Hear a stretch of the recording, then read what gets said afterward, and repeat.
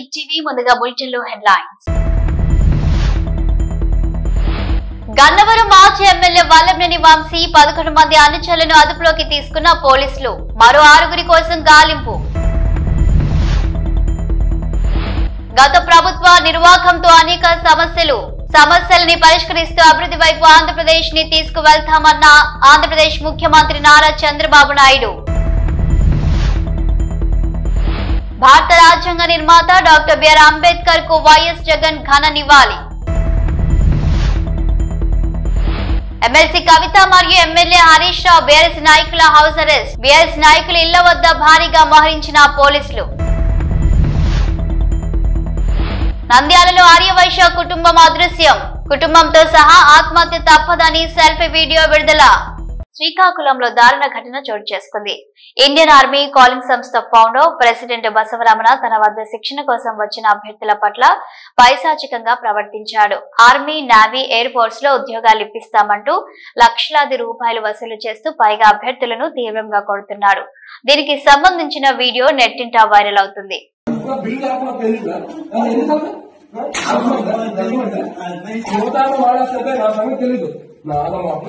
ఉద్యోగం సైతం వదులుతాను నీకు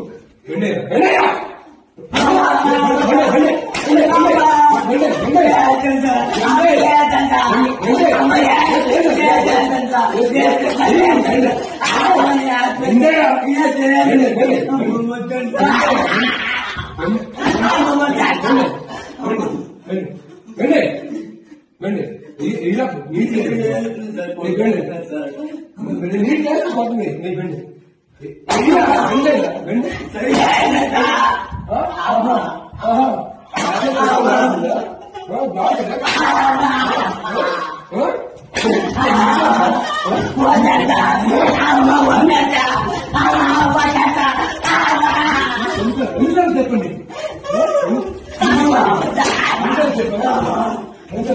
గన్నవరం మాజీ ఎమ్మెల్యే వల్లభనేని వంశీ అనుచరులను అదుపులోకి తీసుకుంటున్నారు పోలీసులు. ఈ రోజు తెల్లవారుజాము నుండి 11 మందిని అదుపులోకి తీసుకున్న పోలీసులు మరో 6 కోసం గాలిస్తున్నారు. గత ప్రభుత్వంలో గన్నవరంలోని టీడీపీ కార్యాలయంపై జరిగిన దాడి కేసులో వైసీపీ నాయకులను అరెస్టు చేస్తున్నారు పోలీసులు.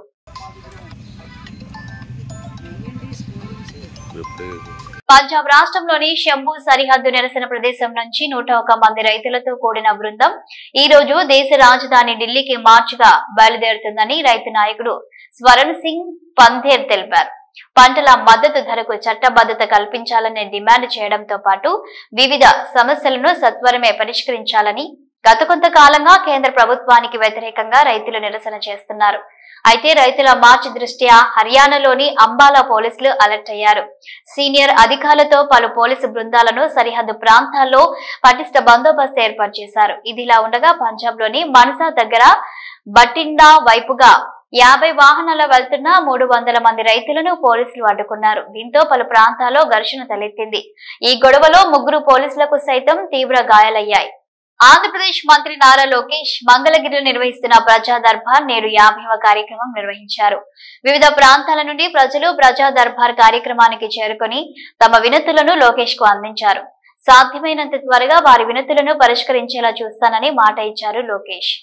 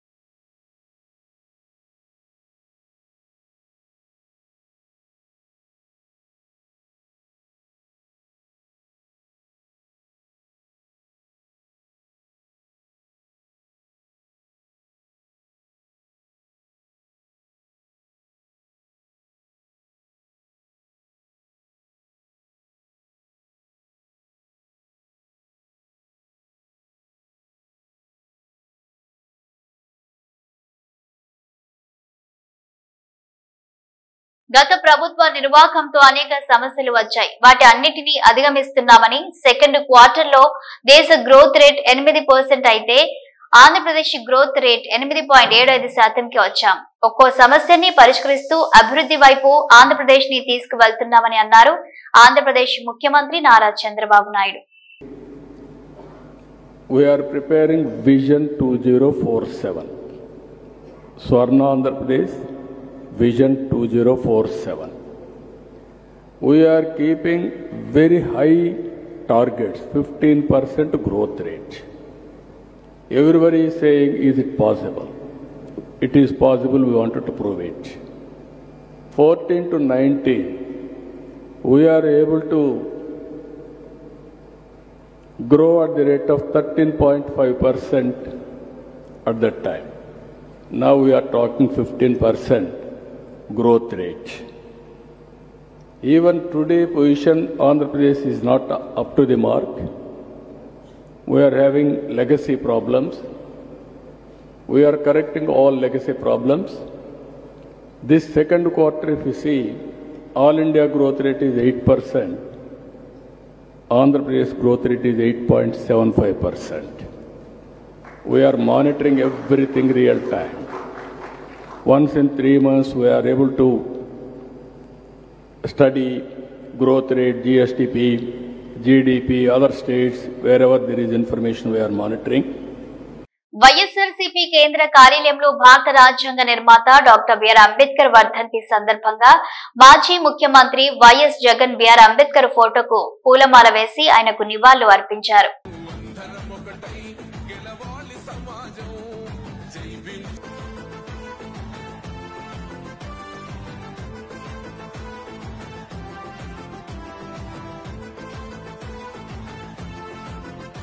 ఎమ్మెల్సీ కవిత మరియు ఎమ్మెల్యే హరీష్ రావులను వారి వారి ఇళ్లలో హౌస్ అరెస్ట్ చేశారు పోలీసులు.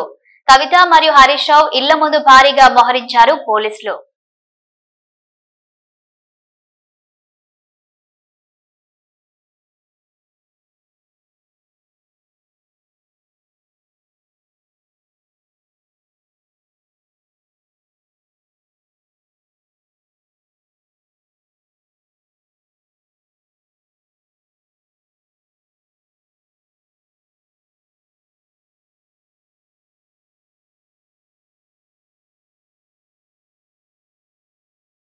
నంద్యాల టౌన్ లో ఒక కుటుంబం అదృశ్యమైంది. కుటుంబ జీవనం కోసం దుకాణాలను అద్దెకు ఇస్తే 6 నెలలుగా బాడుగ చెల్లించకుండా బెదిరింపులకు దిగుతున్నారని నాగరాజు వాపోయాడు. కుటుంబంతో సహా ఆత్మహత్య తప్పదని సెల్ఫీ వీడియో విడుదల చేశారు. తాజాగా నాగరాజు కుటుంబ సభ్యులను ఇంట్లోకి వెళ్లనీయకుండా అడ్డగించారు.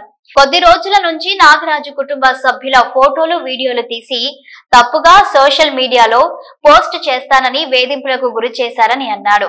న్యాయం కోసం పోలీసుల చుట్టూ తిరిగి అలసిపోయిన నాగరాజు కుటుంబం దుకాణాల్లో అద్దెకు ఉన్న అరుణ్ తప్పుడు పత్రాలతో కోర్టులో కేసు వేశారని ఆరోపించింది. దుకాణాలు 2022లో నిర్మాణం జరిపితే 2018లో బాడుగకు ఇచ్చినట్లు తప్పుడు పత్రాలు సృష్టించినట్లు ఆరోపించారు. నాగరాజు వీడియో బయటకు రావడంతో ఇంటి వద్దకు పోలీసులు వెళ్లారు. ఇంటికి తాళం వేసి ఉండడంతో నాగరాజు ఆచూకీ కోసం వివరాలు సేకరిస్తున్నారు. అయ్యా అందరు నమస్కారం.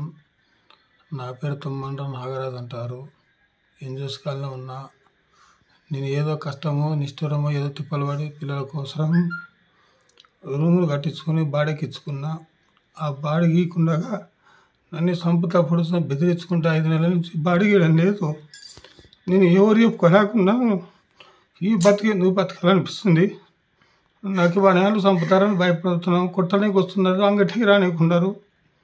16వ తారీఖు పెళ్లిలో కూడా నన్ను రోడ్డుకి ఎక్కి నన్ను చంపాలని కొట్టాలని వచ్చినారు సార్. నేను ఎందుకు బతుకొని మాకు న్యాయం జరిగేటట్టు లేదు. మేము దుర్మార్గం మంచిగా కాదు. నంద్యాల ఎవరైనా విచారించుకోండి సార్. మీరు ఎక్కడ పోయినా న్యాయం జరగడం లేదు. ఏమి బతుకు వాళ్ళ తాను సత్యబాబు మేము మా బతుకు మేము ఏడో వస్తాం సార్. మేము వద్దు అనుకున్నాం సార్. మా ప్రాణాలకి మేము ఎక్కుతాం సార్. మీరు దయచేసి మమ్మల్ని ఇబ్బంది పెట్టొద్దండి సార్. తెలంగాణ రాష్ట్ర ప్రభుత్వ పక్షాన ప్రతిష్టాత్మకంగా సమగ్ర ఇంటింటి కుటుంబ సర్వే జరిగింది. రాజకీయ పార్టీల నాయకులు, ప్రజా ప్రతినిధులు, అధికారులు, ఉన్నత స్థాయి అధికారులు ఇప్పటికీ ఎవరైనా తమ సమాచారాన్ని ఇవ్వకపోయి ఉంటే మీ ప్రాంత సమాచార సేకరణ అధికారి ఎన్యూమరేటర్స్ ని పిలిచి సమాచారం ఇవ్వాల్సిందిగా విజ్ఞప్తి చేస్తున్నానని మంత్రి పొన్నం ప్రభాకర్ అన్నారు. రాజకీయాలు లేవు. గతంలో టీఆర్ఎస్ పార్టీ సమాచారం సేకరించినప్పుడు కూడా ప్రతిపక్ష నాయకులుగా మేమంతా సమాచారాన్ని ఇచ్చాం. ఇప్పటికీ మాజీ ముఖ్యమంత్రి కేసీఆర్, కేంద్ర మంత్రి కిషన్ రెడ్డి, ఎమ్మెల్యేలు, పలువురు నాయకులు ఇంతవరకు సమగ్ర కుల సర్వేలో పాల్గొనలేదు. రాజకీయ పార్టీల నాయకులందరూ కుల సర్వేకు సహకరించాలి. సమాచారాన్ని ఇవ్వకుండా బీసీలకు వ్యతిరేకంగా, ఈ సర్వే నిర్వహణకు వ్యతిరేకంగా మీలో భావం ఉంటే చెప్పండి. ప్రభుత్వం తీసుకున్న సర్వేలో మీరు లేకుండా ఉంటే మంచిది కాదు. సమాచార శాఖలో మీరు భాగస్వాములై వివరాలు ఇవ్వాల్సిందిగా కోరుతున్నానని అన్నారు. ఎవరిని రాకపోతే పోస్టులు పెట్టి విమర్శించడం కాదు. సమాచార లోపంతో, అవగాహన లోపంతో అధికారులు రాకపోయి ఉంటే బాధ్యత గల వాళ్లుగా మరియు ప్రభుత్వం తరపున విజ్ఞప్తి చేస్తున్నాం. అందరూ సమాచారాన్ని ఇవ్వండి, ఈ సర్వేలో పాల్గొనండి అన్నారు. తెలంగాణ రాష్ట్ర ప్రభుత్వం పక్షాన ప్రతిష్టాత్మకంగా రాష్ట్ర వ్యాప్తంగా కుల సర్వే జరిగింది. ఇప్పటికీ ఇందులో ఎవరైనా తమ సమాచారాన్ని ఇవ్వని రాజకీయ పార్టీల నాయకులు, ప్రజాప్రతినిధులు, అధికారులు, ఉన్నత స్థాయి అధికారులు ఎవరైనా తమ సమాచారం ఇవ్వకపోయి ఉంటే దయచేసి మీ ప్రాంత సమాచార సేకరణ అధికారి ఎమ్యూనరేటర్కు పిలిచి మీ యొక్క సమాచారాన్ని ఇవ్వాల్సిందిగా కోరుతా ఉన్నాం. రాజకీయాలు లేవు. ఇందులో గతంలో టీఆర్ఎస్ ప్రభుత్వం చేసినప్పుడు కూడా మేము అందరం ప్రతిపక్ష నాయకులుగా అందరం ఇచ్చినాం. ఈరోజు ఇప్పటికీ గౌరవ మాజీ ముఖ్యమంత్రి కేసీఆర్ గారు, కేంద్ర మంత్రులు కిషన్ రెడ్డి గారు, అదేవిధంగా బండి సంజయ్ గారితో పాటుగా రాష్ట్రానికి సంబంధించినటువంటి ఇతర రాజకీయ పార్టీల నాయకులందరూ కూడా ఈ యొక్క కుల సర్వేకు సహకరించాలి. లేదా సమాచారాన్ని ఇవ్వకుండా బీసీల వ్యతిరేకులుగా, ఈ యొక్క నిర్వహణకు వ్యతిరేకంగా మీరు భావం ఉంటే బహిరంగంగా చెప్పండి. కానీ ప్రభుత్వం తీసుకున్నటువంటి సర్వే సమాచారంలో మీరు లేకుండా ఉంటే మంచిది కాదు. కాబట్టి ఈ సమాచార సేకరణకు సహకరించి మీ వివరాలను ఇవ్వాల్సిందిగా నేను ఈ సందర్భంగా కోరుతా ఉన్నాను. ఎవరైనా రాకపోతే వాళ్ళు పోస్టులు పెట్టి వాళ్ళు విమర్శ చేయడం కాదు. కొంత ఎక్కడైనా అవగాహన లోపంతో, సమాచార లోపంతో ఆ అధికారి మీ దగ్గర రాకపోయింటే బాధ్యత గల వాళ్లుగా మీకు విజ్ఞప్తి చేస్తాను. ప్రభుత్వం పక్షాన వాళ్ళని ఆహ్వానించి వారి యొక్క సమాచార సేకరణ ఇవ్వాల్సిందిగా కోరుతాను. రాజ్యాంగ నిర్మాత భారతరత్న డాక్టర్ బిఆర్ అంబేద్కర్ వర్ధంతి సందర్భంగా శాసనసభ ఆవరణలోని విగ్రహానికి పూలమాలలు వేసి శాసన మండలి చైర్మన్ గుత్తా సుఖేందర్ రెడ్డి, తెలంగాణ రాష్ట్ర శాసన సభాపతి గడ్డం ప్రసాద్ కుమార్, డిప్యూటీ చైర్మన్ బండా ప్రకాష్ ముదిరాజ్ నివాళులర్పించారు. ఈ కార్యక్రమంలో శాసన మండలి ప్రతిపక్ష నేత Madhusudhanachari, assembly whip Adluri Laxman, MLC Dayanand, legislative secretary doctor V Narasimhacharyulu, అధికారులు పాల్గొన్నారు.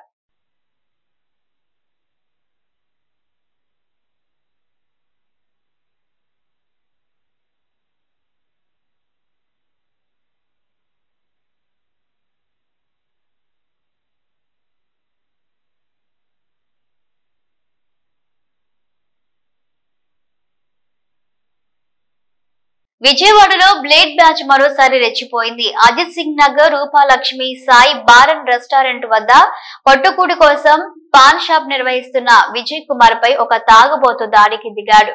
కృష్ణ హోటల్ సెంటర్ ప్రాంతానికి చెందిన గంజాయి బ్యాచ్ సభ్యుడు బార్ లో మద్యం సేవించి బయటికి వచ్చి సిగరెట్ ఇవ్వమని విజయ్ కుమార్ ని డిమాండ్ చేశాడు. డబ్బులు ఇవ్వమని అడిగితే నన్నే డబ్బులు అడుగుతావా అంటూ చొక్కా పట్టుకుని షాపులోంచి బయటకు ఈడ్చుకువచ్చి దాడి చేశాడు. పోలీసులు నన్నేం చేయలేరు అంటూ మాజీ వాలంటీర్ పై పిడుగుతులతో దాడికి దిగాడు. పోలీస్ స్టేషన్ కు కూతవేడు సమీపంలోనే ఇలాంటి ఘటనలు నిత్యకృత్యంగా మారాయి.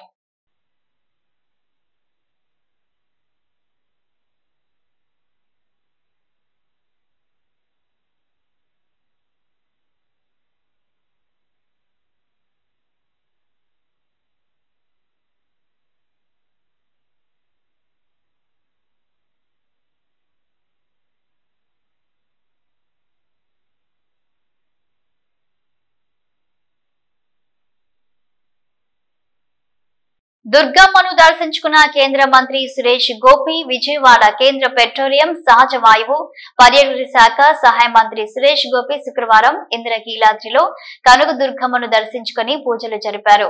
ఆయనకు అధికారులు ఆలయ మర్యాదలతో స్వాగతం పలికి అమ్మవారి దర్శనం కల్పించారు. తరువాత ఆలయ వేద పండితులు ఆయనకు వేద ఆశీర్వచనం చేసి అమ్మవారి శేషవస్త్రం, ప్రసాదంలో చిత్రపటం అందజేశారు.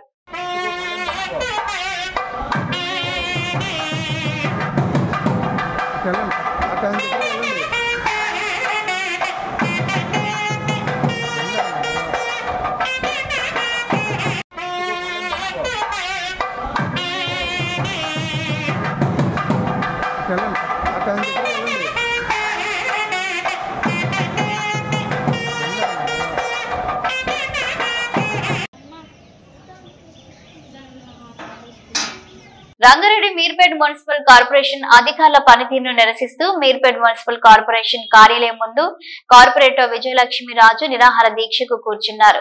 మహేశ్వరం నియోజకవర్గం మీర్పేట్ మున్సిపల్ కార్పొరేషన్ జనప్రియ మహానగరంలో అక్రమంగా సెల్లార్ నిర్మాణాలు జరుగుతున్న మున్సిపల్ కమిషనర్ టౌన్ ప్లానింగ్ అధికారులు పట్టించుకోవడం లేదు. అందుకు నిరసనగా 31వ డివిజన్ కార్పొరేటర్ విజయలక్ష్మి రాజు మున్సిపల్ కార్యాలయం ముందు ధర్నా చేపట్టారు. అందరికీ నమస్కారం. ఈరోజు నేను ఇక్కడ ధర్నా చేయడం జరుగుతుంది మీర్పేట్ మున్సిపల్ ఆఫీస్ దగ్గర.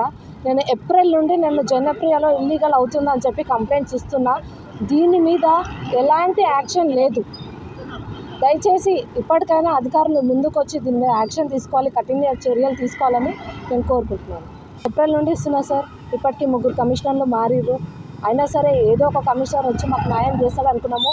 పబ్లిక్ కూడా వచ్చి విసుగు చెంది అలసిపోయారుగా, మాకు న్యాయం జరగదని ఆగిపోయారు. కానీ నేను పబ్లిక్కి ఎన్నుకున్న నాయకురాలుగా వాళ్ళకి నేను ఎట్లయినా సరే న్యాయం చేస్తా అని చెప్పి నేను ఇక్కడ ధర్నా చేయడం జరిగింది. డెఫినెట్గా ఈ ధర్నా ఇలాగే కొనసాగిస్తా. నాకు న్యాయం జరిగే వరకు నేను ఇక్కడ నుండి కద్దనని చెప్తున్నాను. రామచంద్రపురం పట్టణంలో south India shopping mall opening చేసిన హీరోయిన్ శ్రీలీల. సంగారెడ్డి జిల్లా పటాన్చెరు నియోజకవర్గం రామచంద్రపురం మండలం సాయినగర్ కాలనీలో నూతనంగా ఏర్పాటు చేసిన 37వ సౌత్ ఇండియా షాపింగ్ మాల్ కు ముఖ్య అతిథిగా వచ్చిన హీరోయిన్ శ్రీలీల జ్యోతి ప్రజ్వలన చేసి సరికొత్త షోరూం ని ప్రారంభించారు. ఈ సందర్భంగా శ్రీలీల మాట్లాడుతూ విశేష కార్యక్రమం గుర్తుండిపోయేలా, వస్త్ర ప్రియులు ఆనందించేలా సౌత్ ఇండియా షాపింగ్ మాల్లో 150 రూపాయల కనీస ధరతో కాస్ట్ టు కాస్ట్ అమ్మకాలతో తమ ప్రత్యేకతను చాటి చెప్పారు. విస్తారమైన ఈ showroom South India shopping mall brand అంకిత భావానికి, ప్రత్యేకతకు గుర్తుగా కొనుగోలుదారులను అలరిస్తుంది. వివాహ శుభకార్యాలు మొదలుకొని ప్రత్యేక పర్వదినాల వరకు అన్ని తరాలను వస్త్ర శ్రేణి ఇక్కడ అందుబాటులో ఉండటం విశేషమని అన్నారు. అలాగే అభిమానులతో మాట్లాడి సందడి చేసింది. ఈ కార్యక్రమంలో డైరెక్టర్ సురేష్, సీర్నా, అభినయ్, రాకేష్, కేశవ్, అభిమన్యు పాల్గొన్నారు.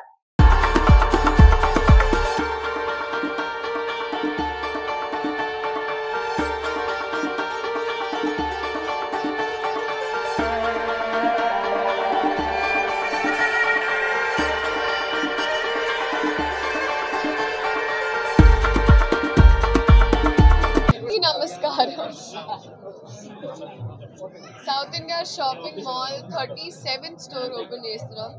అండ్ మన ట్విన్ స్టేట్స్ లో maximum number of stores in South India. So I'm wishing them all the very best yet again. త్వరలో సౌత్ ఇండియా నుంచి పాన్ ఇండియా షాపింగ్ మాల్ అయిపోయింది. Thank you so much. అలాగే ఇప్పుడు వచ్చే పండుగలకైనా, festivals, Christmas పండుగ, new year, మళ్ళీ తర్వాత మన ఉగాది, ఇంకా వరుసగా పండుగ. ఇప్పుడే కలెక్షన్ స్టాక్ చేసుకొని పెట్టుకోవడం బెటర్, ఎందుకంటే వరుసగా ఆఫర్స్ కూడా ఉంటాయి. And lakhs varieties of options అదే. సో అందరు రండి, కొత్త స్టోర్ చాలా బాగుంది. ఫ్యామిలీ తోటి, ఫ్రెండ్స్ తోటి అందరూ వచ్చి షాపింగ్ చేయాలని మనస్ఫూర్తిగా కోరుకుంటున్నాను. కలుద్దాం ఇంకో 1 week లో. Thank you so much. Cinema చూసారా? Very very good. నేను కూడా అంతే, మీలాగా మీకు తెలియకుండా మీ పక్కనే కూర్చొని ఉంటాను థియేటర్లో. So very very happy.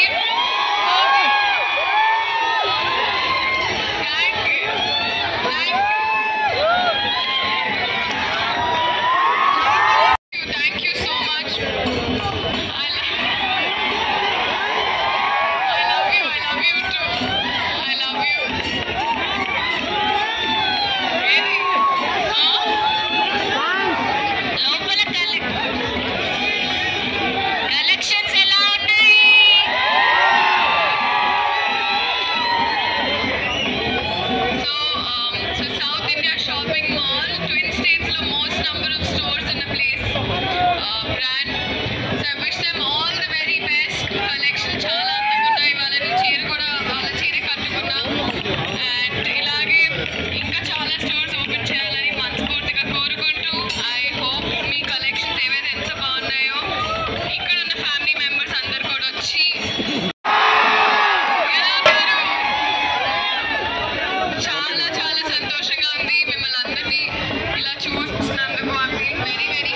Nalgonda జిల్లా కేంద్రంలో శనివారం తెలంగాణ రాష్ట్ర ముఖ్యమంత్రి రేవంత్ రెడ్డి పర్యటించి ఉదయ సముద్రం ఎత్తిపోతల పథకం మెడికల్ కళాశాల ప్రారంభోత్సవాల సందర్భంగా శుక్రవారం బహిరంగ సభ ఏర్పాట్లను రాష్ట్ర నీటిపారుదల పౌర సరఫరాల శాఖ మంత్రి ఎన్ ఉత్తమ్ కుమార్ రెడ్డి, రాష్ట్ర రోడ్ల భవనాల శాఖ మంత్రి కోమటిరెడ్డి వెంకటరెడ్డి, జిల్లా కలెక్టర్ త్రిపాఠి, జిల్లా అధికారులు, ప్రజా ప్రతినిధులతో కలిసి పరిశీలించారు.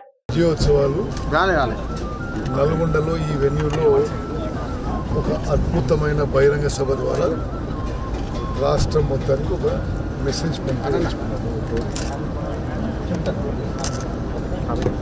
మా ప్రభుత్వం సామాజిక న్యాయం, సోషల్ జస్టిస్, ఇంక్లూజివ్ గ్రోత్, అందరినీ కలుపుకొని అభివృద్ధి చెందడం, వెల్ఫేర్, డెవలప్మెంట్, ఈ వరంగల్ ఎయిర్పోర్ట్ కానీ కొన్ని చారిత్రాత్మక అభివృద్ధి కార్యక్రమాలతో ముందుకు పోతున్నాం. ఈ ప్రజలు మమ్మల్ని దీవించాలని చెప్పి, ఆశీర్వదించాలని చెప్పి కోరుకుంటున్నాం. పెద్దలు, సీనియర్ నాయకులు, 6 సంవత్సరాలు PCC ప్రెసిడెంట్గా, 7 సార్లు ఎమ్మెల్యేగా, ఎంపీగా గెలిచిన వ్యక్తి, మన జిల్లాకి వెళ్ళి నీటిపారుదల, సివిల్ సప్లై మినిస్టర్గా నాతో సీనియర్తో పాటు ఈరోజు రేపటి సభ ఒక చరిత్ర సృష్టించే సభలాగా ఉండాలన్నది వారి కోరిక, నా కోరిక, మా ఎమ్మెల్యేల కోరిక. మేమందరం కూడా ప్రజలకు అదే పిలిపిస్తున్నాం. ఎందుకంటే రేపు 7వ తారీఖు రోజు లాస్ట్ ఇయర్ 2023లో ఇదే రేపు ముఖ్యమంత్రి గారు రేవంత్ రెడ్డి గారు మేము మంత్రులుగా ప్రమాణ స్వీకారం చేసిన రోజు 345 రోజులు అయింది. అందులో 100 రోజులు ఎంపీ ఎన్నికల ఎలక్షన్ కోడ్ పోయింది. 9 నెలల్లో ఎన్నో కార్యక్రమాలు చేసినాం. ఇరిగేషన్ సంబంధించి ఆగిపోయిన, అప్పుడు మేము వచ్చి కట్టిన ఆగిపోయిన ప్రాజెక్టు మొదలు పెట్టించిన వారు. ఉదాహరణకు SLBC సొరంగం ఇప్పుడే బ్రాహ్మణవేళ్ళ ఇప్పుడు ఉపయోగించిన వారు రివ్యూ చేసిండు. వారు నా రిక్వెస్ట్ మేరకు ముఖ్యమంత్రి గారు రిలీజ్ చేసి రేపు ఒక దాదాపు 400 కోట్లతో ల్యాండ్ ఎక్విజిషన్ డిస్ట్రిబ్యూట్ పూర్తి చేసి 3 నెలల్లో 50,000 ఎకరాలకు, ఆ తర్వాత ఇచ్చే విధంగా సొరంగాన్ని కూడా 3 సంవత్సరాల లోపే పూర్తి చేసే విధంగా మీల శివనగూడెం గారు అన్ని ప్రాజెక్టులు చేసే విధంగా చేస్తున్నాం. ప్రజలకు మేము ఇచ్చిన హామీలు మీకు తెలుసు, అన్నీ తెలుసు. రేపు ముఖ్యమంత్రి గారే చెప్తారు. ఇవి బులెటిన్ అప్డేట్స్.